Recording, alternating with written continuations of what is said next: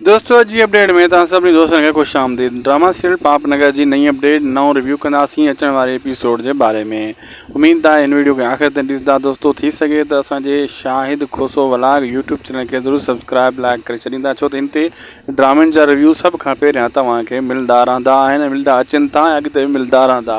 घणो टाइम तव्हांजो नथा वठूं, हलूं था अॼु जी अपडेट जी तरफ़। दोस्तों राबेल जी जेको ड्रामे में यानी पापनगर में ऐं पोइ क़िस्म में तव्हां ॾिठो त बार बार वञी बलाज ख़ान राबेल सां इश्क या नाता ॻंढण जी कोशिशि करे रहियो आहे ऐं अॻिते बि ईअं कंदो रहंदो। पहिरियों त हू पंहिंजे प्यार सां राबेल खे हासिलु करणु चाहे थो, लेकिन राबेल हिन खे वठि न ॾेई रही आहे। अॻिते जीअं क़िस्ता गुज़रंदियूं तीअं तव्हां ॾिसिजो त राबेल खे पोइ ज़ोर ज़बरदस्ती ते हासिलु करण जे ज़ोर ते लही ईंदो बलाज ख़ान ऐं कोशिशि कंदो त कीअं बि करे राबेल खे मां हासिलु कयां, छो त हुन ते जो दिलि अची वियो आहे, बलाज ख़ान जो फ़िदा थी चुको आहे ऐं इन खे ॾुखियो पवंदो मल्हार थी सघे थो जेका इन क़ैद कया न माण्हू उनखे छॾाइण जी कोशिशि करे ऐं हेॾां वरी राबेल जो मसइलो जेको बलाज ख़ान सां वधंदो, पोइ इन जो जहिड़ो इन जो तकरार अञा अॻिते वधी वेंदो ऐं कमु ख़राबु थी वेंदो ऐं जीअं जीअं क़िस्ता अॻिते वधंदियूं तीअं तीअं ड्रामो थोरो दिलचस्प बि थियण वारो आहे।